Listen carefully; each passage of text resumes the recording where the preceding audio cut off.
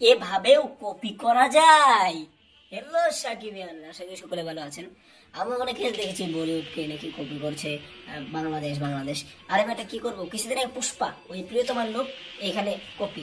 এইবার কি বলবে ভাই, এইবার আরে এই পোস্টারটা দেখেন, এই যে দেখেন, এই যে সেম এক না, এটা তুফান খালি মানে শরীরে পোশাক, আর ওই লোকটা আর কি মরক্কো এই মুভির নায়ক পোশাক ছাড়া, এটাই ডিফারেন্ট করছে। বাংলাদেশ কেন বল করছে?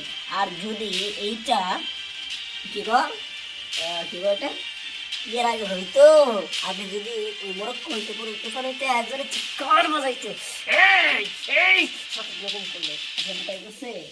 হ্যাঁ তাই এখন তো তা তো করে নাই। এ দেখছেন সেম সেম, আরে দেখছেন এখন কি বলবেন এখন?